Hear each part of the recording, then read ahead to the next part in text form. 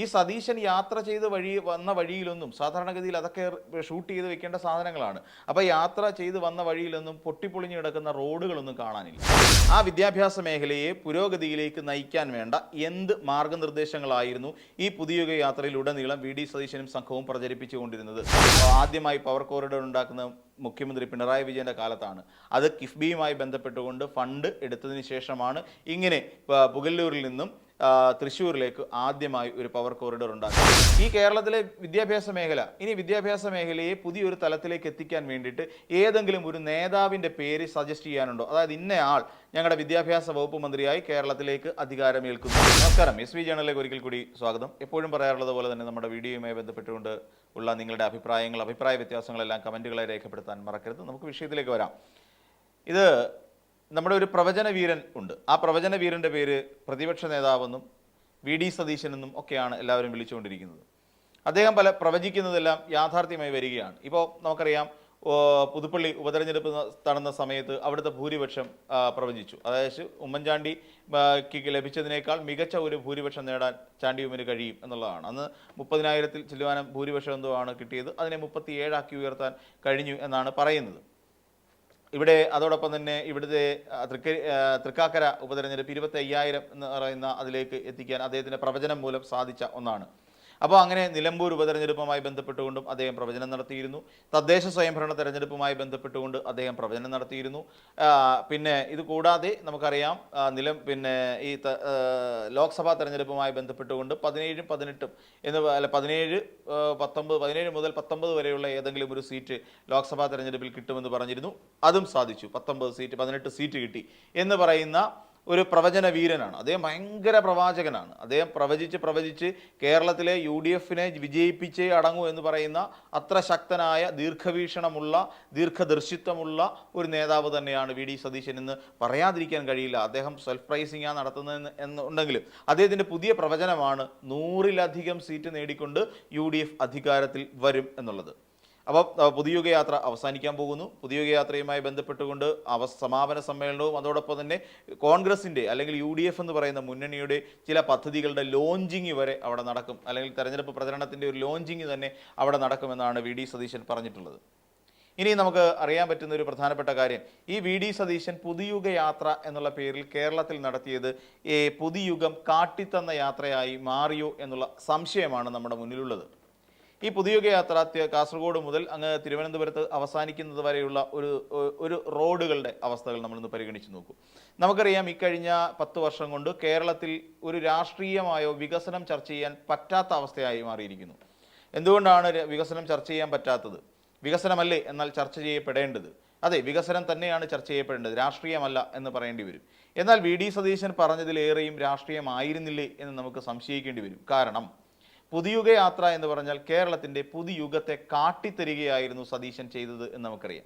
ഈ കേരളത്തിൻ്റെ വിവിധ ഭാഗങ്ങളിൽ വെയിറ്റ് കുറഞ്ഞു എന്നാണ് പറയുന്നത്. അപ്പോൾ വെയിറ്റ് കുറയുന്ന തരത്തിൽ അദ്ദേഹം ഈ ചൂടത്ത് നടത്തിയ ഈ യാത്രയ്ക്കൊടുവിൽ ശബ്ദം പോയി, പിന്നെ അതോടൊപ്പം തന്നെ ആരോഗ്യം കുറച്ചൊക്കെ ക്ഷയിച്ചു. ഇങ്ങനെ പറഞ്ഞുകൊണ്ടാണ് അദ്ദേഹത്തിൻ്റെ യാത്രയിൽ ഇങ്ങനെ പറയുന്നത്. കാരണം അമിതമായ ചൂട് ഉണ്ടായിരുന്നു. അതോടൊപ്പം ആഹാരമൊന്നും കൃത്യസമയത്ത് കഴിക്കാൻ കഴിഞ്ഞിട്ടില്ല, ഉറക്കം വേണ്ട രീതിയിൽ കിട്ടിയിട്ടില്ല. അങ്ങനെ തന്നെയാണെന്നേ, ഒരു യാത്രയാവുമ്പോൾ ജനങ്ങൾക്ക് വേണ്ടിയല്ലേ ഇതൊക്കെ നിങ്ങൾ ചെയ്യുന്നത്? ജനങ്ങളുടെ നന്മയെ കരുതി ഇവിടെ LDF സർക്കാർ തകർത്തെറിഞ്ഞ വകുപ്പുകളെ അല്ലെങ്കിൽ മേഖലകളെ എങ്ങനെയെങ്കിലും കൈപിടിച്ചുയർത്താൻ വേണ്ടി, പൊതുജനത്തിന് നന്മ കിട്ടാൻ വേണ്ടി നടത്തുന്ന ഇത്തരം യാത്രയിൽ നിങ്ങൾക്കുണ്ടാകുന്ന ചെറിയ ചെറിയ ബുദ്ധിമുട്ടുകൾ നിങ്ങളങ്ങ് മറന്നു കളഞ്ഞേക്കൂ. അപ്പോൾ അങ്ങനെയല്ലേ നമ്മൾ സാധാരണഗതിയിൽ ഒരു ജനസേവകനായി യഥാർത്ഥത്തിൽ മാറേണ്ടത്? അതെ, തീർച്ചയായിട്ടും അങ്ങനെ തന്നെയാണ് മാറേണ്ടത്. അപ്പോൾ ഇതൊന്നും ഒരു കുഴപ്പമേ അല്ല. പക്ഷേ നമ്മളൊന്ന് ആലോചിച്ച് നോക്കൂ, ഈ സതീശൻ്റെ കൂട്ടാളികളടക്കമുള്ള പ്രാദേശിക കോൺഗ്രസ് നേതാക്കന്മാരടക്കം ഒരു റോഡ് കണ്ടെത്താൻ വേണ്ടി പാടുപെട്ടു എന്നാണ് പറയുന്നത്. റോഡ് എന്ന് വെച്ച് കഴിഞ്ഞാൽ ഒരു നല്ല റോഡ്, ഒരു മോശപ്പെട്ട റോഡ്, കുണ്ടും കുഴിയുമായി കിടക്കുന്ന ഒരു റോഡ്.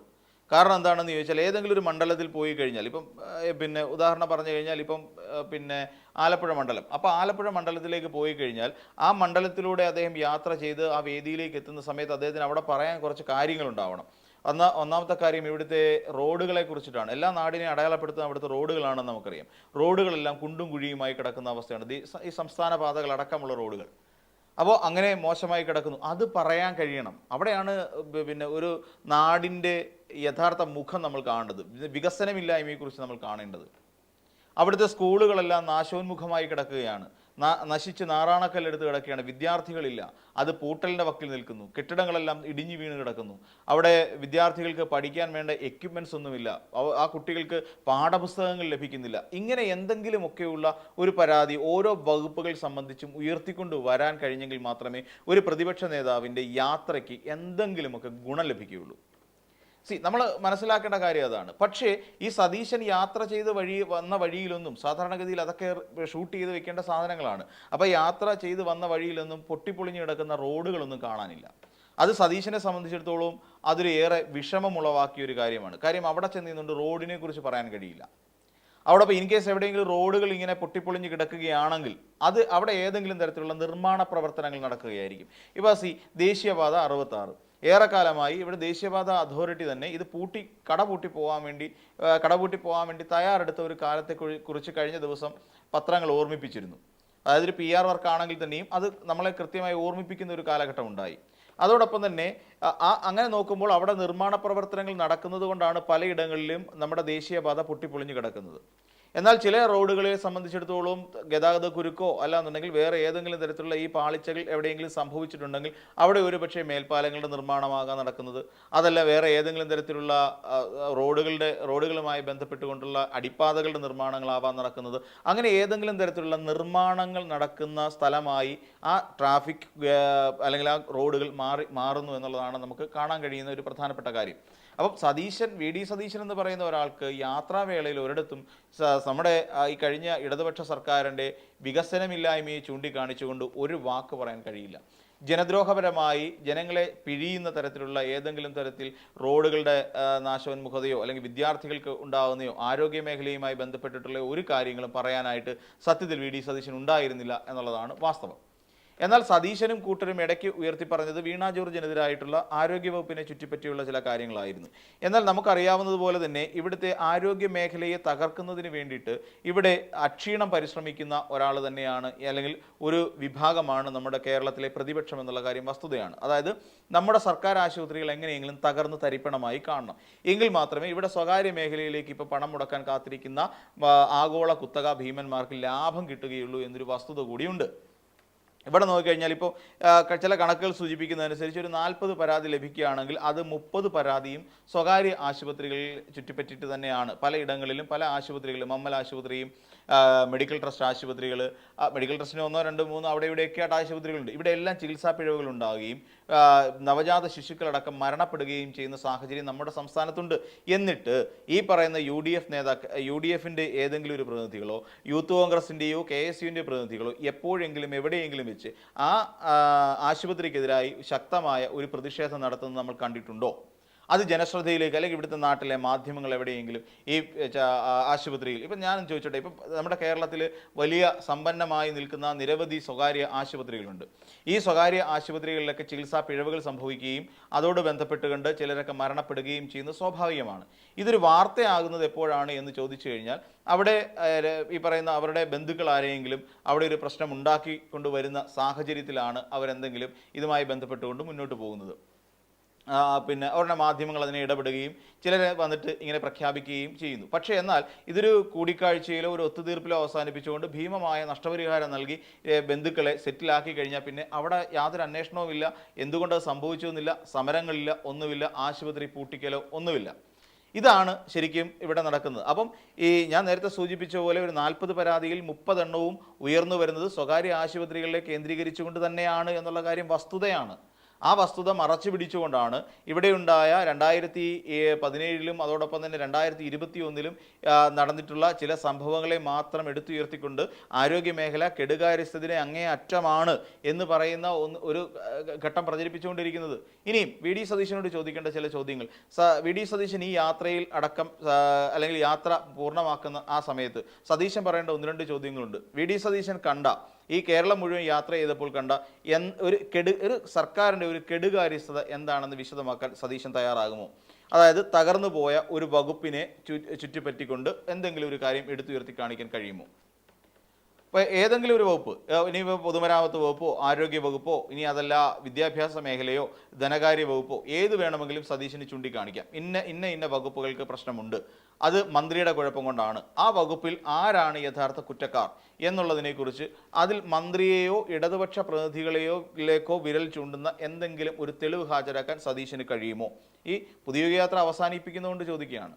അപ്പം ഇനിയും ആ തകർന്നുപോയി എന്ന് പറയുന്ന മേഖലയിൽ ഞങ്ങൾക്ക് അവതരിപ്പിക്കാനുള്ള കൃത്യമായ ഒരു പദ്ധതി ഈ പൊതുയുഗയാത്രയിൽ എവിടെയെങ്കിലും ഒരു നയരേഖ പോലെ അവതരിപ്പിക്കാൻ വി.ഡി. സതീശനോ UDF-നോ കഴിഞ്ഞിട്ടുണ്ടോ?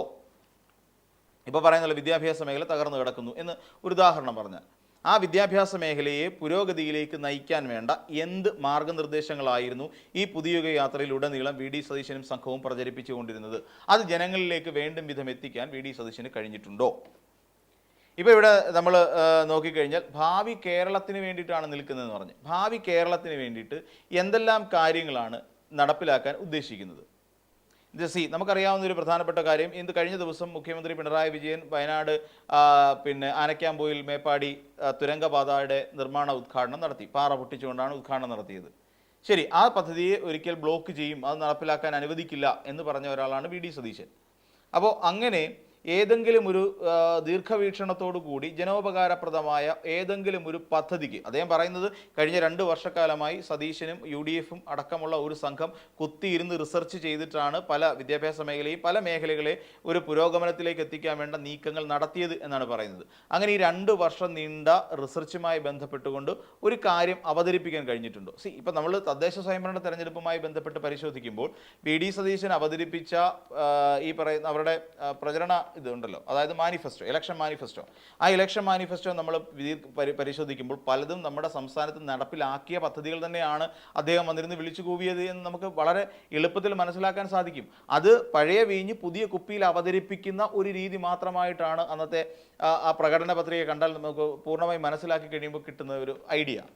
അപ്പോൾ എന്ന് പറയുന്ന പോലെ ഈ കേരളത്തിലെ വിദ്യാഭ്യാസ മേഖല, ഇനി വിദ്യാഭ്യാസ മേഖലയെ പുതിയൊരു തലത്തിലേക്ക് എത്തിക്കാൻ വേണ്ടിയിട്ട് ഏതെങ്കിലും ഒരു നേതാവിൻ്റെ പേര് സജസ്റ്റ് ചെയ്യാനുണ്ടോ? അതായത് ഇന്നയാൾ ഞങ്ങളുടെ വിദ്യാഭ്യാസ വകുപ്പ് മന്ത്രിയായി കേരളത്തിലേക്ക് അധികാരമേൽക്കുന്നു, അങ്ങനെ വന്നു കഴിയുമ്പോൾ ആ മന്ത്രിയിലൂടെ ഞങ്ങൾക്ക് ഇന്ന കാര്യങ്ങൾ ചെയ്തു തരാൻ സാധിക്കും എന്ന് പറയുന്ന രീതിയിൽ ഒരു നേതാവിനെ മുന്നിലേക്ക് എടുത്തു കാണിക്കാൻ കഴിയുമോ? ആരോഗ്യമന്ത്രി എന്നുള്ള നിലയിൽ നിന്നുകൊണ്ട് ഒരാളിനെ എടുത്തുയർത്തി കാണിക്കാൻ കഴിയുമോ? വനിതാ ശിശുക്ഷേമം എന്ന് പറഞ്ഞുകൊണ്ട് ഒരു മന്ത്രിയെ എടുത്തുയർത്തി കാണിക്കാൻ അങ്ങനെ ഒരു മന്ത്രി നമ്മുടെ കേരളത്തിലുണ്ടോ?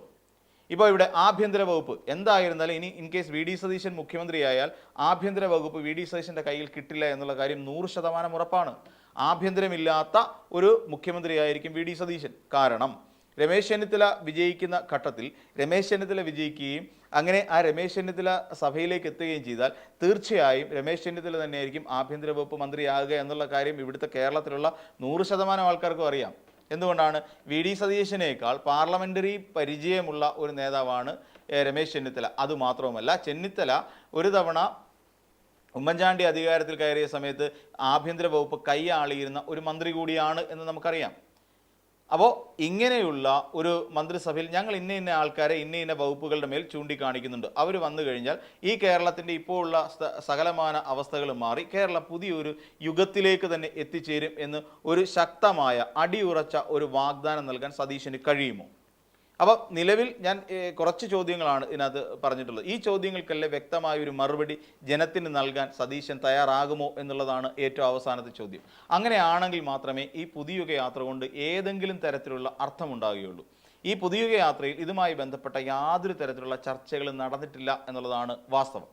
അപ്പം പുതിയുഗ യാത്ര എന്ന് വെച്ചാൽ ശരിക്കും പറഞ്ഞാൽ സതീശൻ എന്ന് പറയുന്ന ഒരു നേതാവ് നടത്തിയ ഒരു പുതുയുഗം കാട്ടിത്തരുന്ന ഒരു യാത്രയായി മാത്രം അവശേഷിക്കുന്നു എന്നുള്ളതാണ് വാസ്തവം. അതായത് കേരളത്തിൻ്റെ യഥാർത്ഥ അവസ്ഥ ചൂണ്ടിക്കാണിക്കാൻ ഈ യാത്ര, പാലങ്ങൾ, റോഡുകൾ, നല്ല സ്കൂൾ കെട്ടിടങ്ങൾ, അതോടൊപ്പം തന്നെ പൊതുവിദ്യാലയങ്ങളുടെ മൊത്തത്തിലുള്ള ഒരു മാറ്റം, പിന്നെ ആകെപ്പാടെ പറഞ്ഞ് ശബരിമലയാണ് ഏറ്റവും കൂടുതൽ ചർച്ച ചെയ്യപ്പെട്ടതും അതോടൊപ്പം ഏറ്റവും കൂടുതൽ ചർച്ച ചെയ്യപ്പെട്ട് ഇവിടെ ധനകാര്യ വകുപ്പിൻ്റെയും കടത്തെക്കുറിച്ചും മാത്രമല്ലാതെ സതീശൻ വേറെ ഒന്നും, പിന്നെ കുറേയധികം നുണകളും പറയുന്നതല്ലാതെ വേറെ ഒന്നും പറയുന്നത് കേട്ടിട്ടില്ല. അതോടൊപ്പം തന്നെ ഈ ഒരു പവർ കോറിഡോറിൻ്റെ കാര്യം സതീശൻ ഏറ്റവും ഒടുവിൽ പറയുന്നത് കേട്ടിരുന്നു. പവർ കോറിഡോർ നടത്തിയത് ആര്യാട മുഹമ്മദ് ആണ് എന്നാണ് പറയുന്നത്. പുഗല്ലൂരിൽ നിന്നും തൃശ്ശൂരിലേക്ക് ആദ്യമായി പവർ കോറിഡോർ ഉണ്ടാക്കുന്ന മുഖ്യമന്ത്രി പിണറായി വിജയൻ്റെ കാലത്താണ്. അത് കിഫ്ബിയുമായി ബന്ധപ്പെട്ടുകൊണ്ട് ഫണ്ട് എടുത്തതിന് ശേഷമാണ് ഇങ്ങനെ പുഗല്ലൂരിൽ നിന്നും തൃശ്ശൂരിലേക്ക് ആദ്യമായി ഒരു പവർ കോറിഡോർ ഉണ്ടാക്കുന്നത്. അതിൽ ആര്യാട മുഹമ്മദിന് യാതൊരു പങ്കുമില്ല എന്നുകൂടി പറഞ്ഞുകൊണ്ട് ഈ വീഡിയോ ഇവിടെ അവസാനിപ്പിക്കുന്നു. മറ്റൊരു വീഡിയോയുമായി നമുക്ക് വീണ്ടും കാണാം. നന്ദി.